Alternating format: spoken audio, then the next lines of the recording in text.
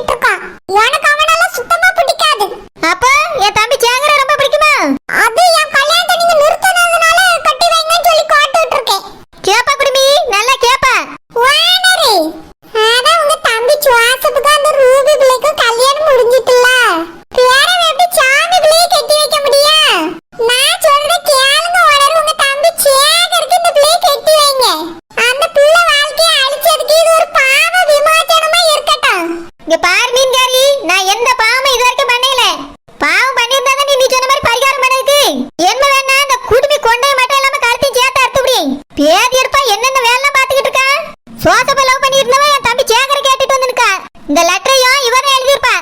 மொத்தத்துல இவளுக்கு எங்க சித்தி வீட்டுக்கு இல்லன்னா எங்க வீட்டுக்கு மருமகளா வரைக்கும் ஆசை. இங்க பாருங்க, யாரும் எதுவும் ஆசை எல்லாம் பட்ட இல்ல. நீங்க செஞ்ச தப்புக்கு இது பரிகாரமா வைங்க. சரோஜாக்கா பிள்ளை பாவம் கை ஏத்துக்கிடுங்கக்கா. சரோஜாக்கா தயவு செஞ்சு சாமி உங்க தம்பிக்கு கட்டி வைங்கக்கா.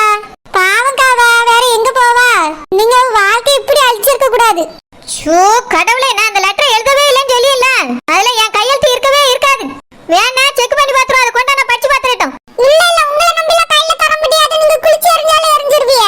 தரவே எங்களுக்கு இருக்க ஆதாரம் எல்லாம் பறி போயிரும். பாத்தியா அந்த குடுமி என்ன பாடுபடியான்னு பாரு. ஏ சாமி, என் கையில தான் அவியிட்ட காமிக்கேன். அவியல கிளிக்க விட மாட்டேன். சொல்ல மாட்டேன். 2 அடி டிஸ்டன்ஸ்ல நின்னு காமிங்க. சரி சரி, தா முதல்ல. சரோஜாக்கா நீங்களே படிச்சு பாருங்க.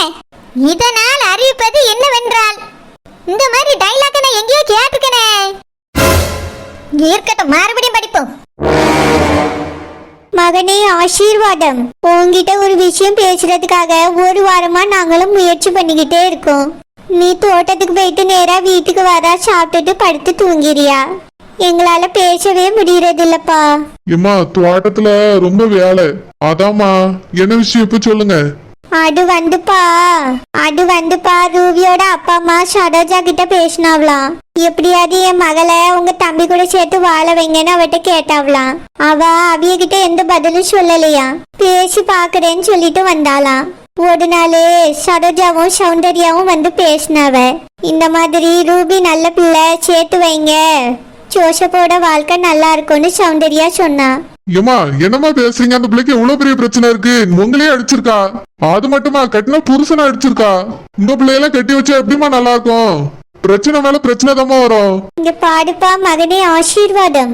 அந்த பிள்ளைகிட்ட அடிக்கிற நோயை தவிர வேற எந்த இதுவுமே தப்பானது கிடையாது. நல்ல பிள்ளை, வீட்டுக்கு பொறுப்பான மருமவ. ஏம்மா இந்த வீட்டுக்கும் எங்களுக்கும் பொறுப்பான மருமகளா இருந்துட்டா போதுமா? கட்டின புருஷனுக்கு நல்ல பொண்டாட்டியா இருக்கணும். இப்படி ஒரு நோய் இருக்க பிள்ளை கூட என் மகன் எப்படிமா சந்தோஷமா வாழ்வான்? அமுதா சொன்ன மாதிரி டைவர்ஸ் தான் இதுக்கு ஒரே வழி. ஏங்க, நான் அப்போ டைவர்ஸ்ன்னு சொன்னேன். ஆனா எங்க அக்காவும் சரோஜாவும் வந்து பேசின உடனே எனக்கு டைவர்ஸ் பண்றதுல இப்ப இஷ்டம் இல்ல. என்ன அமுதா நீ எப்படி பேசுறா? ஆமாங்க, நம்ம இனி அவனுக்கு ஒரு கல்யாணம் பண்ணி வச்சோன்னு வச்சுக்கிடுங்களா. வரவளுக்கு இதை விட பெரிய நோய் இருந்தா என்ன செய்விய? நோயை விடுங்க, குடும்பத்துக்கு அடங்கி போகாம திமிரு பிடிச்ச பிள்ளையா இருந்தா நம்மளை விட்டு நம்ம மகனை பிரிச்சு கூட்டிட்டு போயிருவா. பிறகு நீங்களும் நானும் உங்க அம்மையும் மட்டும்தான் இந்த வீட்டுல இருக்கணும். ஒரு நாள் நம்ம பிள்ளைய பார்க்க முடியாத மாதிரி செஞ்சிருவா. நீ எதுக்கு இந்த மாதிரிலாம் தப்பா நினைக்கா? சொந்தக்கார பிள்ளையா நல்ல பிள்ளையா பாப்போமே. பாக்கலாங்க, ஆனா கிடைக்கணும்ல. சரோஜாவும் எங்க அக்காவும் அப்படிதான் சொன்னாவ. ஒரு சில வீட்டுல எல்லாம் நம்ம கேள்விப்படுறோம்ல, வீட்டுக்கு அடங்காத பிள்ளைல ஏதாவது வந்துட்டுனா. நான் பார்த்த வரைக்குமே ரூபி நல்ல பிள்ளை. ஆமாப்பா, நான் பார்த்த வரைக்கும் ரொம்ப ரொம்ப நல்ல பிள்ளை. இப்படி ஒரு பிள்ளை உன் மகனுக்கு கிடைக்காது. ஏம்மா அவிய போய் சொல்லி கட்டி தந்திருக்காவமா, அது நியாயமா? தப்புதான்ப்பா, நான் நியாயம்னு சொல்லவே இல்லையே. அவியலுக்கு மகளுக்கு நல்லபடியா கல்யாணம் நடக்கணும்னு ஆசை, அதனால அப்படி செஞ்சிருக்காவ. இப்ப மன்னிப்பு கேட்காவ. மன்னிப்பு கேட்கிறவியல மன்னிக்கிறது தான்ப்பா நல்லது. ஏசுநாதர் என்ன சொல்லியிருக்காரு? ஏம்மா அப்படிலாம் மன்னிக்க முடியாதுமா. எவ்வளவு பெரிய தப்பு பண்ணிருக்காவ. நம்ம கூட தான்ப்பா 1000 தப்பு பண்றோம். கடவுள் நம்மள மன்னிக்கிறது இல்லையா? இது ஒரு சின்ன தப்பு தான். எத்தே சின்ன தப்புலாம் ஒண்ணும் இல்ல, பெரிய தப்பு தான். சரி, கொஞ்சம் பெரிய தப்பு, மன்னிச்சிடலாமேப்பா. அமுதாவும் ஒன்னே மாதிரிதான் சொல்லிக்கிட்டு இருந்தா. இப்போ அவன் மனசு இறங்கிட்டா. நாள மனசு மாறல. எங்க அக்கா சொன்னா டைவர்ஸ் கிடைக்க ரொம்ப நாள் ஆகும், இழுத்துக்கிட்டே இருப்பாவன்னு. ஏமாத்தி கல்யாணம் முடிச்சாவன்னு சொல்லுவான். எப்படி சொன்னாலும் ரொம்ப நாள் ஆகுமாங்க. எதுக்கு அவ்வளவு நாள் இழுக்கணும்? அதுக்கு பிறகு அவனுக்கு பொண்ணு பார்க்கணும், கல்யாணம் முடிக்கணும். அவிய அப்பா அம்மா ரொம்ப கெஞ்சி ஆகலாம், மன்னிப்பு கேட்காவலாம். அதை கேட்டோடனே எனக்கு மனசு கஷ்டமாயிட்டு. நம்மளுக்கு ஒரு பொம்பளை பிள்ளை இருக்கு பத்தியலா, அவளை வேண்டான்னு மாப்பிள்ளை விட்டுட்டு போனா நம்மளுக்கு எப்படி இருக்கும்? நம்ம ஏமாத்தி கட்டி கொடுத்தோமா இல்ல நம்ம தான் பேசி எடுத்து அந்த கல்யாணத்தை முடிச்சு வச்சோமா? ஏங்க பழசெல்லாம் நினைக்காதங்க, இதை மட்டும் யோசிங்களா. எனக்கு சரியா வரும்னு தோணல. இது வேண்டாமுதா. அந்த பிள்ளைய வேண்டாம்னு சொல்லி தானே அனுப்பி விட்டோம். அப்படியே இருக்கட்டும், டைவர்ஸ் பண்ணிடலாம். ஏங்க இன்னொரு விஷயமும் உங்ககிட்ட நான் சொல்லணும். நம்ம ஜோசப்பும் சரி கிடையாது. கண்டவளெல்லாம் காதலிச்சிட்டு இருக்கானா? என்ன சொல்லி அமுதா? ஆமாங்க, இவளை வேண்டாம்னு சொல்லி நம்ம ஒதுக்கின உடனே அவளை கூட்டிட்டு வந்துருவோம் வீட்டுக்குள்ள. அதுக்கு பிறகு நம்ம வீடே விளங்காது. அந்த அளவுக்கு அது மோசமான பிள்ளை. நம்ம குடும்பத்துக்குள்ள வந்தா நல்லா இருக்காதுங்க. நான் அதுக்காக தான் சொல்றேன், இந்த பிள்ளைய கூட்டிட்டு வந்துருவோம். ராத்திரி தூக்கத்துல அவளை அறியாம அடிக்கா. ஆனா நம்ம ஜோசப் ஒருத்தி விரும்பிட்டு இருக்கானே, அவ அறிஞ்சே அடிப்பா. ஓஹோ காதலிக்கானோ இன்னைக்கு வரட்டாமே தொழிட்ட வச்சு பிச்சு எடுத்துறியே. ஏங்க தோளுக்கு மேல வளர்ந்துட்டான். அவன்கிட்ட போய் நம்ம இந்த விஷயத்தை பத்தி கேக்குறதே தப்பு. ஏதோ தெரிஞ்சு தெரியாம நம்மளுக்கு நல்லதுதாங்க நடந்திருக்கு. அந்த மாதிரி பிள்ளை நம்ம வீட்டுக்கு வர வேண்டியது. ரூபி கூட அவனுக்கு கல்யாணம் முடிஞ்சிட்டு இதுவும் ஒரு வகையில நல்லதுதான் எனக்கு தோணுது. ஆமாப்பா மகனே, ஆசீர்வாதம். ரூபி நல்ல பிள்ளைப்பா. நல்ல பிள்ளையாவே இருந்துட்டு போட்டோமா. இந்த மாதிரி ஒரு பிரச்சனை இருக்கும் போது அந்த பிள்ளை கூட எப்படி மகனால வாழ முடியும்? ஏங்க அந்த பிள்ளை தனியா ரூம்ல போட்டு பூட்டி வச்சிருவோம். காலையில அவளா தூக்கத்துல இருந்து முழிச்சு கதவை தட்டின பிறகு திறந்தா அவ அடிக்க மாட்டாளாம். அப்போ நம்ம மகன ரூம்குள்ள இருக்க முடியாது. ஏங்க சரோஜா ஒண்ணு சொன்னா அந்த பிள்ளை அடிக்கும் போது திருப்பி ஒரு அடி கொடுத்துட்டு அவ பாட்டுக்கு அமைதியாயிருவாளாம். வேணா ஜோசப் அந்த மாதிரி செய்ய சொல்லுவோம். முடியலன்னா தனி ரூம் கொடுத்துருவோம். கொஞ்ச நாள் போட்டோம், நம்மள ஹாஸ்பிட்டல் கூட்டிட்டு போய் பார்க்கலாம். சரி ஆயிருங்க, எனக்கும் நம்பிக்கை இருக்கு. அத்தை சொன்னாவ. எங்க அம்மைக்கு என்ன தெரியும்? ஹாஸ்பிட்டல் எல்லாம் சரியாகணும் தெரியுமா? மகனே ஆசீர்வாதம். நம்ம கருத்தரை நம்புவோம். அவரு எல்லா விஷயத்தையும் சரி செஞ்சிடுவாருன்னு எனக்கு தோணுது. ஒரு பொம்பளை பிள்ளையோட கண்ணீருக்கு நம்ம ஆளாவ கூடாதுப்பா. அந்த பாவம் நம்மள சும்மா விடாது. ஏம்மா ஏமாத்தி கட்டி தந்திருக்காவுமா. நம்மளுக்கு எப்படி பாவம் வந்து சேரும்? எந்த பாவமா இருந்தாலும் அவியலுக்கு தான் போவோம். இல்லப்பா, என்னதான் இருந்தாலும் உன் மகன் தாலி கட்டிட்டான் பாத்தியா. முன்னாடியே நம்ம விசாரிச்சு எடுத்து யோசிச்சு கல்யாணத்தை முடிச்சு வச்சிருக்கணும். நம்மளும் பாவம் பார்த்து அந்த பிள்ளைய ஜோசப்க்கு கட்டி வச்சிட்டோம். எல்லாரும் மேலயும் தப்பு இருக்குல்ல, என் மேல கூட தப்பு இருக்கு. எத்தே எல்லா பிரச்சனைக்கும் நீங்க தான் காரணம். சேகர் கல்யாண மண்டபத்துல காணாம போயிட்டான். அவியல உடனே வீட்டுக்கு போங்கன்னு சொல்லி அனுப்பி விட்டுருக்கலாம். நீங்க தான் எல்லாத்தையும் கெடுத்துட்டியே. ஜோசப்ப தாலி கட்ட சொல்லி நீங்க தான் ரொம்ப அடம் பிடிச்சிட்டியே. நானும் வந்தாலும் மனசு மாறிட்டேன். சரிமா அமுதா, நடந்ததெல்லாம் நடந்து போச்சு, விடுங்க. இனி நடக்க போறத மட்டும் யோசிப்போமே. மகனே ஆசீர்வாதம். இந்த பிள்ளை நம்ம வீட்டுக்கு வரலனா வேற ஒரு சூனியக்கார பொண்ணு நம்ம வீட்டுக்கு வந்துடும். அதுக்கு பிறகு இந்த வீட்டை விளங்கவே விடாது. நாங்க சொல்றத தயவு செஞ்சு புரிஞ்சுக்கையா. ஏமா ஜோசப் வரட்ட 4 மிதி மிதிக்க அவனை. ஏங்க தோளுக்கு மேல வளர்ந்த பிள்ளைய அடிக்கன்னு சொல்லிட்டு இருக்கீங்க. அவனால அடிக்கவும் கூடாது, அவன்கிட்ட இந்த விஷயத்த கேட்கவும் கூடாது. நீங்க கேட்டோன்னு வச்சுக்கிடுங்களா, அதான் நம்மளுக்கு தெரிஞ்சு போச்சேன்னா வேணும்னே பண்ணுவேன் கூட கொஞ்சம். இந்த பிரச்சனையை இதோட முடிக்கிறதுக்கு ரூபி இந்த வீட்டுக்கு கூட்டிட்டு வர்றதுதான் நல்லது. நம்ம அவியலுக்கு வேணா ஒரு வருஷம் கேடு கொடுத்து கூட்டிட்டு வருவோம். அதுக்குள்ள இந்த பிரச்சனை சரியாகுதான்னு பாப்போம். இல்லனா டைவர்ஸ் பண்ணிடுறோம்னு சொல்லிடலாம். இதுக்கு அவிய ஒத்துக்கிடுவாங்களோ? ஒத்துக்கிட்டு தானே ஆகணும். ஏமாத்தானே கல்யாணம் முடிச்சு வச்சிருக்காவ. 6 மாசமா 1 வருஷமா அவியலுக்கு டைம் கொடுத்து அந்த பிள்ளைய கூட்டிட்டு வருவோம். சரி ஆகலன்னா டைவர்ஸ் பண்ணிட வேண்டியதான். என்னமோ செய்யுங்க, எனக்கு எதுலயுமே இஷ்டம் இல்ல. மகனே ஆசீர்வாதம். அமுதா சொல்றதும் சரிதான்ப்பா. ரூபி பிள்ளைய கூட்டிட்டு வருவோம். சரியாவுதான்னு பொறுமையோட காத்திருப்போம். உங்க இஷ்டமா, யார வேணாலும் கூட்டிட்டு வாங்க.